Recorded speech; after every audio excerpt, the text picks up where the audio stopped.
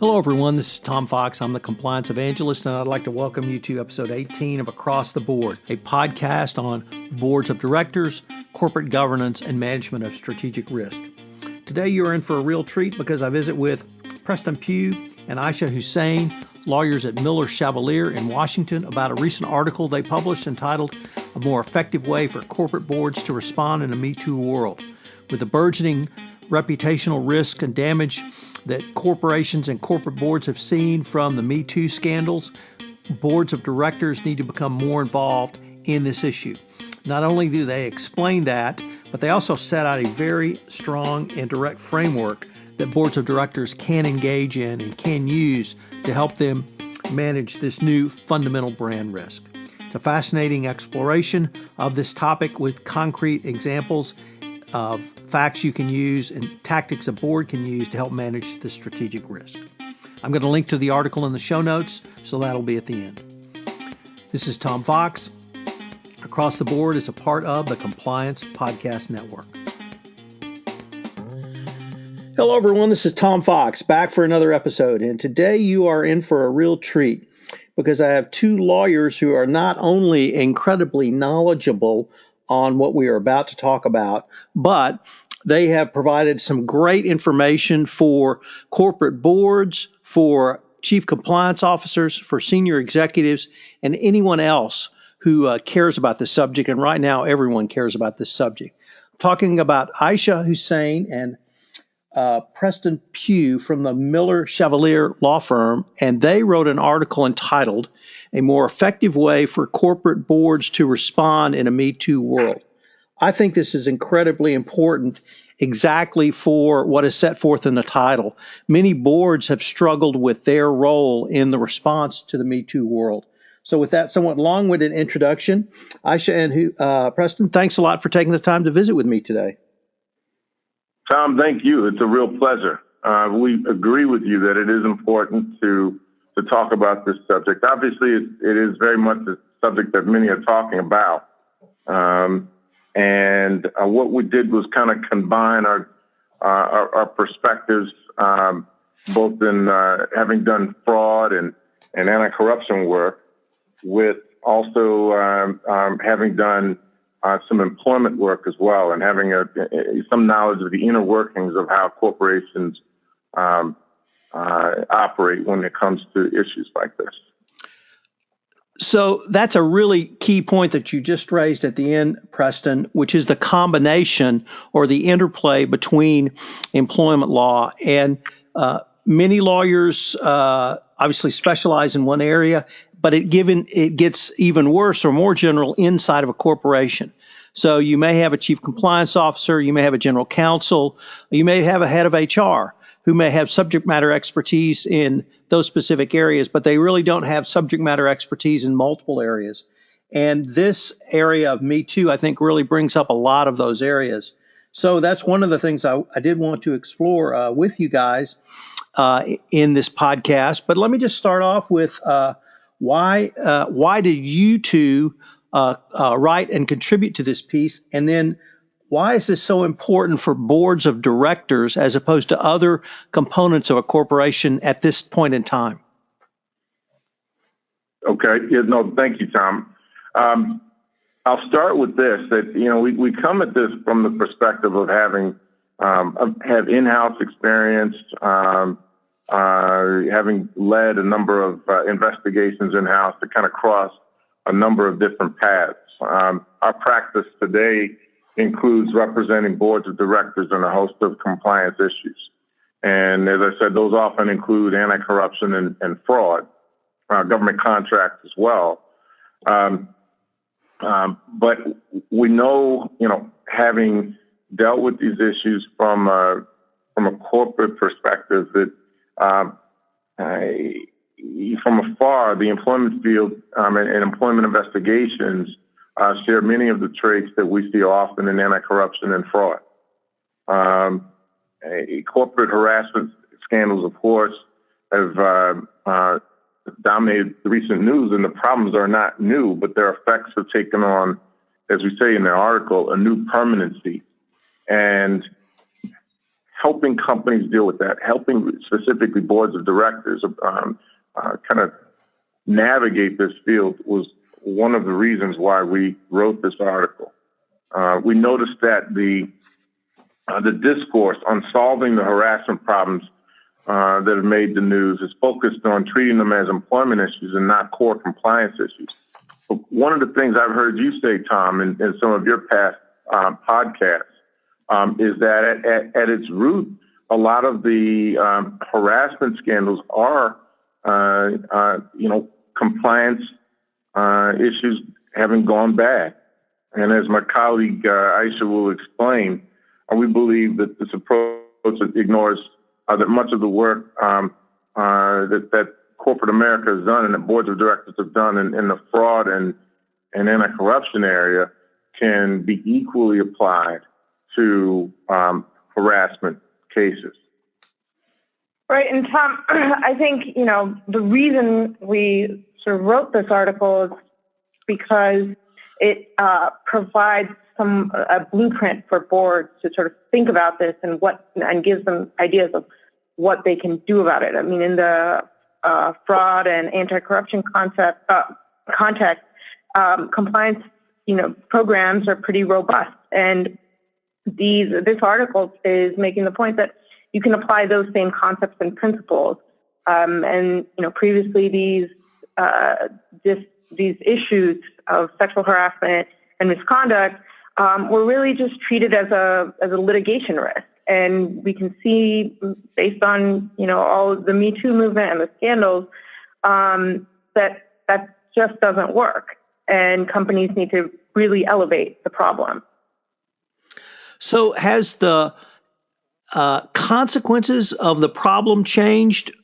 Meaning, has it become a higher risk factor for companies, or has something else changed which led to the board needing to take a more active role in this particular, what I think we now agree is a compliance issue, or at least partly a compliance issue? Well, to AIysha's point, in the past, these issues have been viewed as litigation risks, and litigation risks that were constrained by the applicable statute of limitations, right? Having spoken with both independent directors about these issues and general counsel about these issues, the direct answer, frankly, to your question is yes, the nature of it has changed because it's no longer just a litigation risk. Now cases are going back to 10 years, maybe sometimes even 20 years, and looking at allegations that came up at those times, obviously well past the statute of limitations, but in the public eye, still very actionable. And looking at the effect of them, obviously it has not only a monetary risk, but also a fundamental brand risk. And over the last year and change, we believe that has become pretty much an acute risk. Preston, let me pick up on your last point, which I think wrote this down right, a fundamental brand risk. And that really is a shift. That's an increase in a risk that was certainly viewed as a risk at one level. But when you say something is now a risk that is a fundamental brand risk that literally could drive a company to bankruptcy, that's an entire different level of a risk. One of the things that intrigued me in your article was you said that boards of directors certainly have a part of importance of tone at the top and understand that. But you guys take that only as a starting point for boards to look at not only the specific Me Too risk we're discussing here, but also risk on a more holistic and indeed strategic level. How do you guys communicate that change to a board that is, hummed along, has only looked long-term, strategic, may have set or approved a tone, but now you're asking them really to take on another set of risk management tools? Well, I mean, we would say that, this is sort of hand in hand with other risk management tools that the company or boards have already had in place. And boards are critical in helping a company set and drive down a culture of compliance, and they need to be actively engaged in oversight of a company's compliance program. And now sexual misconduct sort of needs to be folded into that existing compliance program and should be part of a corporation's corporate strategy. Tom, one of the things we're obviously mindful of is the difference between the board's role and the role of the C-suite. All right, so one is day-to-day operations, which just goes to the C-suite. The other is oversight, as I should mention. We're not asking the board to get into day-to-day operations, just as we don't ask that. No one asks that, not even, I don't think, federal authorities ask that the board get involved in day-to-day day-to-day operations when it comes to anti-corruption or fraud. What is apparent, though, is that these issues do need to receive board level of attention when they are the types that we've seen in the news, and they should receive board level attention well before there is even a prospect of them hitting the news. There needs to be in place the mechanisms for boards to understand what culture do we have in this company. Are there open doors for employees to complain, no matter what level the alleged harasser is? So those are the types of things that are important. So let me ask a couple of structural questions. Have you thought through or have you advocated which board committee or the board as a whole should handle sort of the Me Too, if I could call it the Me Too risk management at this point? How would you guys advise a board on that? So there may not be necessarily a right or wrong answer. The key is that the board exercise some level of oversight, as we said, into the company's compliance with applicable laws, here sexual harassment laws, and hold management accountable. I'll repeat that because it's so key. Hold management accountable for implementing a culture of compliance. I would say mechanically, with our experience, my personal experience with boards, the key, of course, is that the committee needs to keep other board members informed. Not all boards are formed the same. There are some that are much larger than others. So to say that an entire board needs to have equal buy-in, equal response, equal actionable responsibility for some of the issues that we're talking about may be impractical. And it may be the case that really it's the audit committee, right, who's responsible for looking at the company's controls that should focus on these issues. The audit committee, having already been familiar with the investigations process, probably before they were even made board members. So that if there needs to be a home, the audit committee would be the home. And if you think about just the extension of it, investigations of these matters, if counsel needs to be retained for an investigation, the audit committee or risk committee should oversee that investigation. How about in terms of reporting? And let me preface this question, and when I say reporting up to the board, but let me preface the question with the following. My biggest aha moment around Me Too was sort of early last fall when kind of the first scandal, it really dawned on me what you started off with, Preston, that this has evolved into a real compliance issue. And I saw the compliance response as a critical response, certainly at the tactical level. But now what you guys have put forward is there needs to be a compliance response at the strategic level led by the board.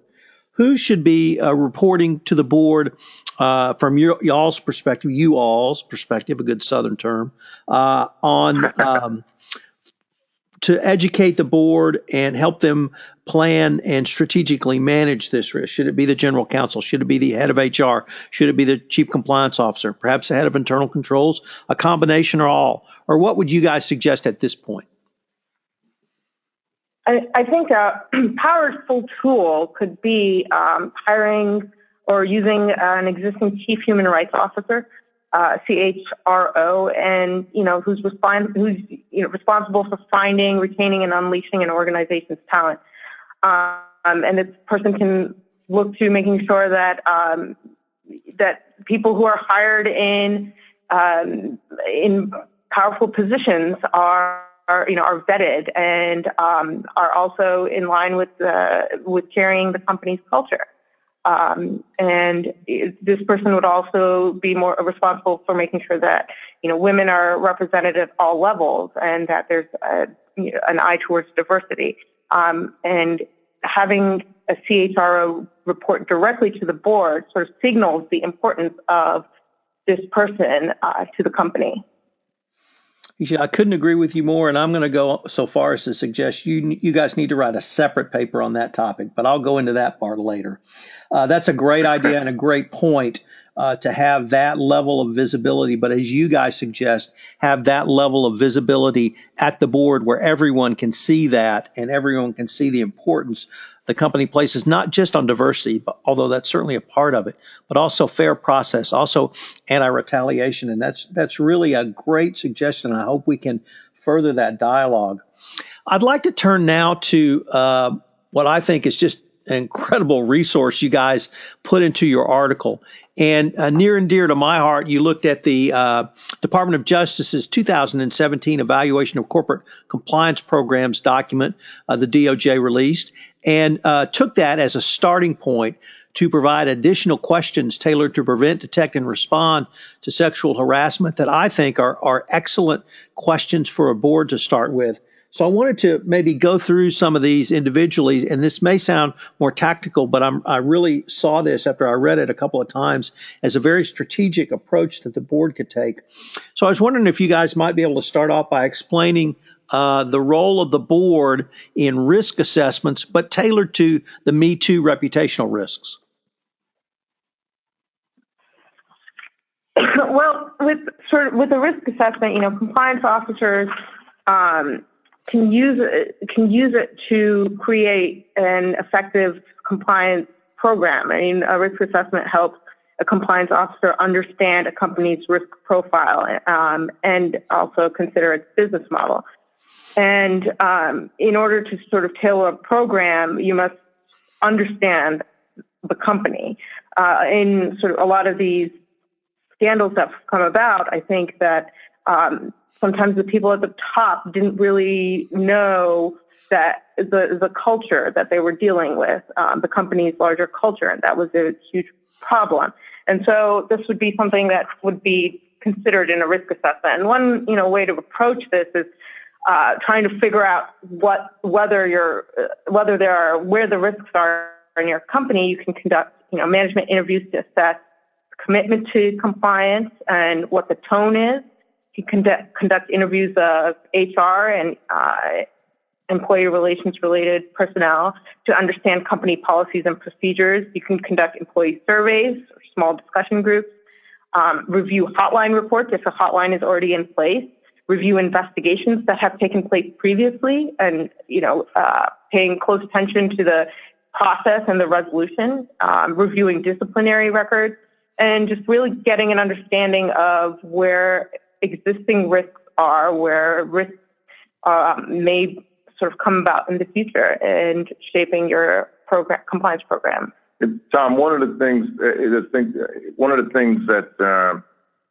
the steps that I just read, I think help a board do and help a board get through is the problem of managing up.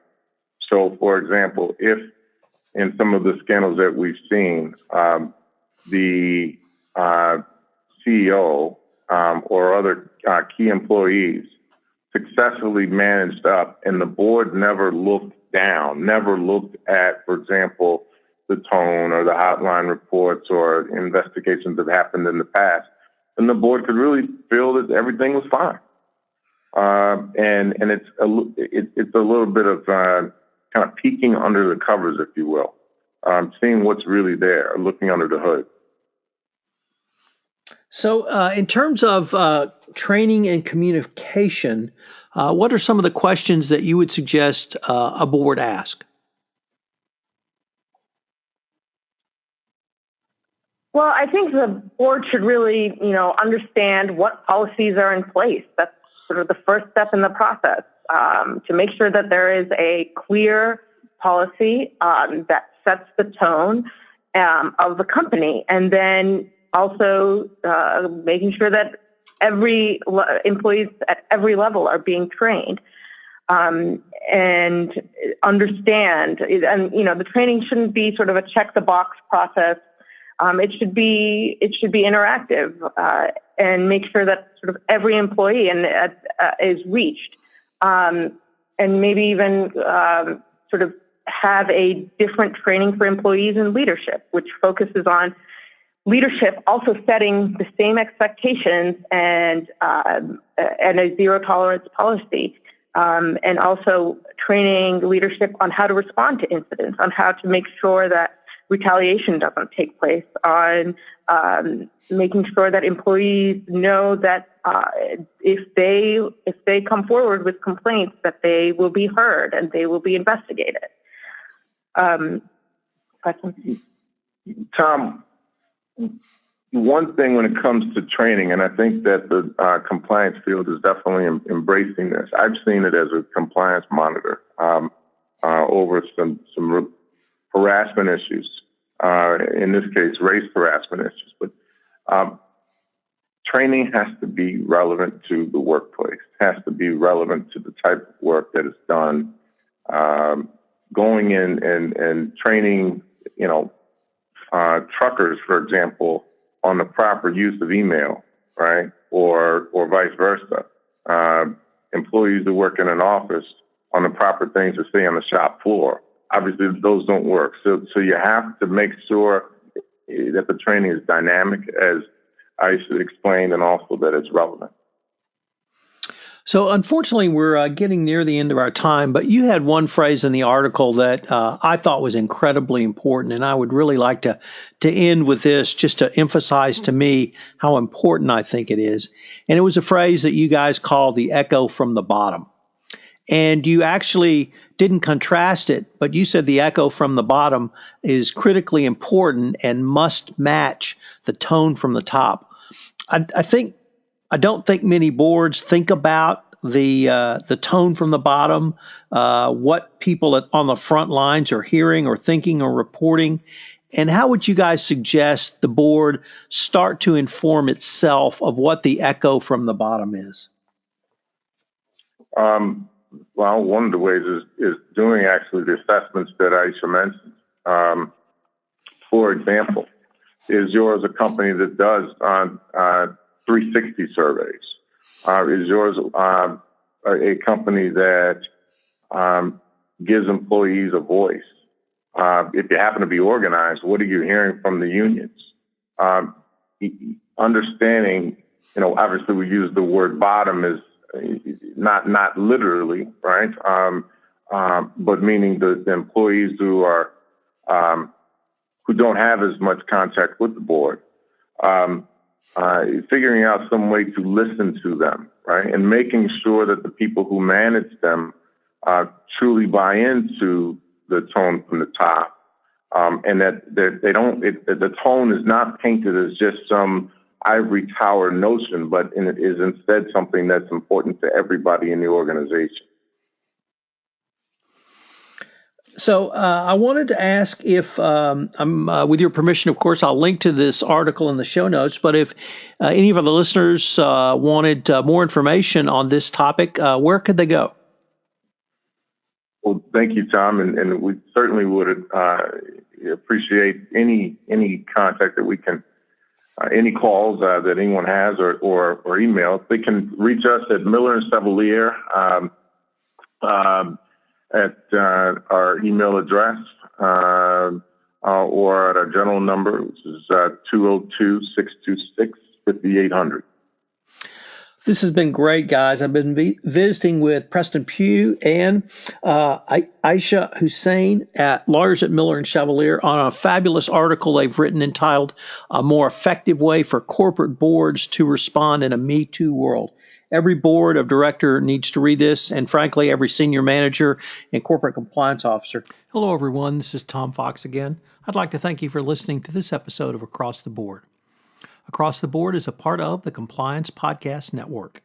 If you have listened to this podcast on iTunes, I would greatly appreciate it if you would rate our podcast, as it would help get the word out about this most unique podcast focusing on boards of directors, corporate governance, and strategic management of risk.